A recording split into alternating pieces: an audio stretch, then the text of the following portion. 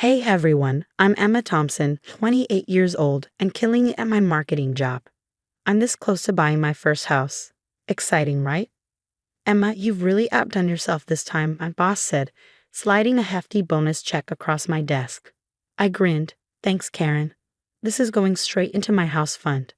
I've been saving every spare penny for months, and the idea of owning my dream home was finally within reach. I couldn't wait to tell my big brother, Mike. He'd always been my rock, especially after our parents split. Later that evening, I called him up. Guess what? I said. I'm this close to putting a down payment on a house. That's great, sis, he replied, though something in his voice was off. You wouldn't happen to have some cash to spare, would you? Just until next month? I sighed. This wasn't the first time. Mike, I'm saving up. You know that. It's nothing. Don't worry about it. He brushed me off, quickly changing the subject. How's Mom doing? Typical Mike, always deflecting. Same old, still refusing rehab, I said. Our mom's addiction had shattered our family years ago, leaving Mike and me to pick up the pieces alone. Growing up fast was an understatement. Just then, my phone buzzed with a text from my boyfriend Jason. Can't wait to see you tonight, babe. Proud of you. I smiled, pushing aside the nagging feeling that something was off. Lately, Jason had seemed almost resentful of my success, and I wasn't sure why.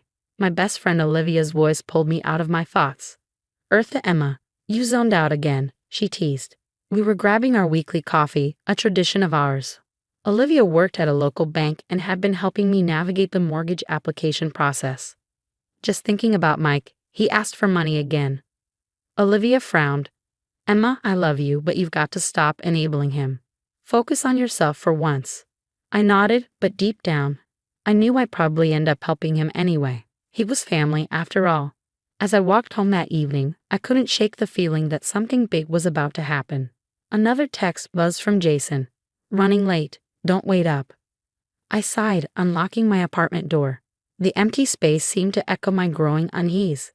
I'd worked so hard to build this life, yet it felt like everything was balanced on a knife's edge. Little did I know my world was about to unravel in ways I couldn't imagine. The next morning, I walked into the bank, heart pounding. This was it, the day I'd apply for my mortgage pre-approval. Olivia greeted me with a smile, but her face fell as she looked at her computer screen. Emma, there's a problem. My stomach dropped. What do you mean? Your application's been denied. There's a large unpaid loan in your name. I felt like I'd been punched in the gut. That's impossible. I've never taken out a big loan. Olivia's fingers flew over the keyboard. It says here, Emma, this loan was taken out using your social security number. My mind raced. Who could have? No, it couldn't be. I immediately called Mike. Did you use my social security number for a loan? What? No, of course not, he scoffed, but I could hear the hesitation in his voice. Don't lie to me, Mike. I can't get approved for a mortgage because of an unpaid loan in my name. There was a long pause. Emma, I didn't mean for this to happen. I was in trouble. I needed the money. I hung up, my hands shaking, memories flooding back. Mike borrowing from my piggy banks as a kid, asking me to cover for him when he'd stolen from Mom's purse. It was always the same story, the same promises. Desperate for support, I called my mom. Mom, Mike stole my identity. He ruined my credit. Oh, Emma, Mom sighed.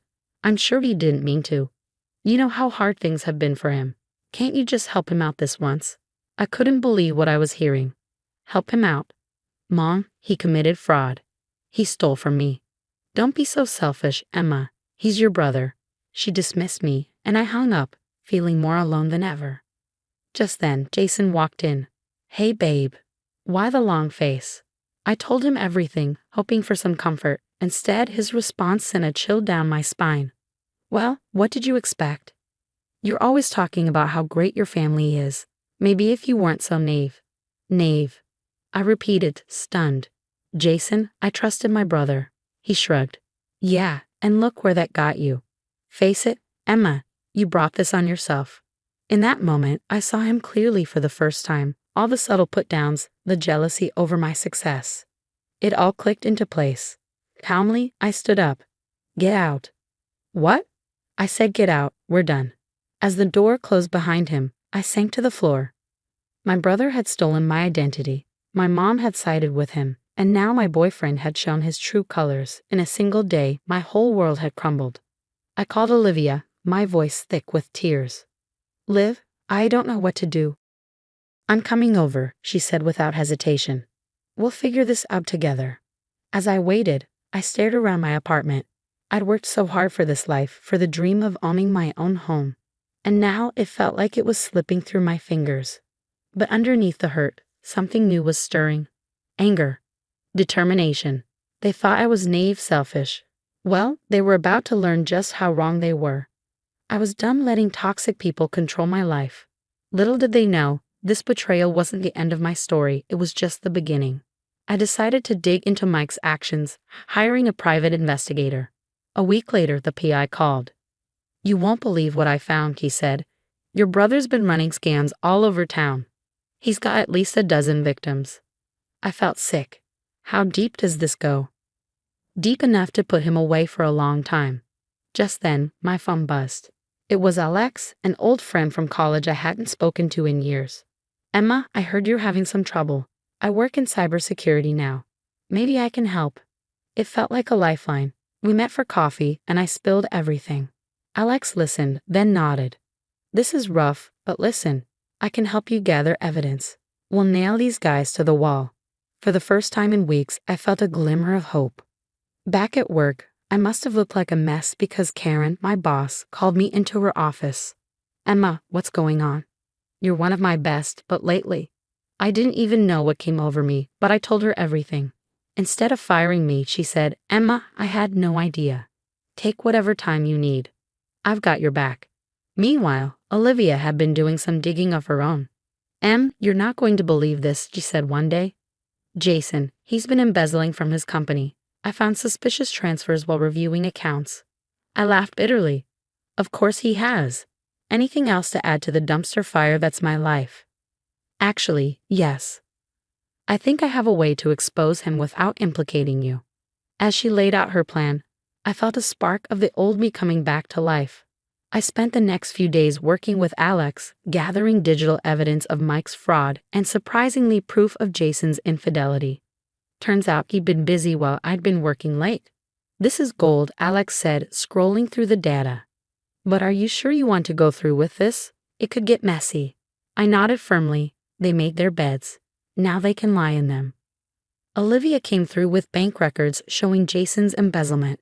Karen provided references and documentation of my work ethic, just in case.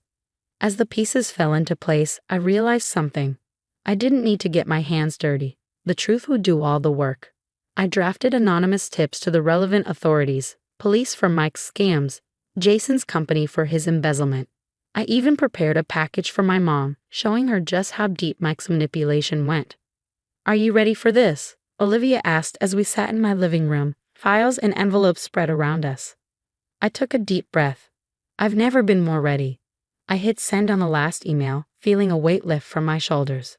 The ball was rolling now, and there was no stopping it. Alex looked at me, smiling. "So what now?" I grinned, feeling more like myself than I had in ages. "Now we wait, and maybe order some pizza. I have a feeling things are about to get interesting." Little did I know, interesting was an understatement. The storm I was about to unleash would change everything in ways I couldn't even imagine. It was a quiet Tuesday morning. The notifications came all at once, lighting up my phone like fireworks. My heart pounded as I swiped through. There it was, front and center on the local news. Massive fraud bust uncovered, suspect arrested. And there, staring back at me, was Mike's face. "Multiple counts of fraud and identity theft," the reporter announced. "The FBI is calling it one of the largest personal fraud cases in the state's history." Relief washed over me, tempered by a deep, inevitable sadness. It was over. Mike's web of deceit, his endless pleas for help. But at what cost?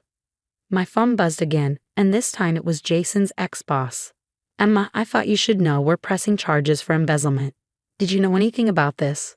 I took a shaky breath. "No," I replied truthfully. But I can't say I'm surprised. I knew the hardest part was yet to come. Driving to my mom's house with a folder of evidence in hand, I felt the weight of years of tangled loyalties and shattered trust. She greeted me with a cautious smile. Emma, what's this about?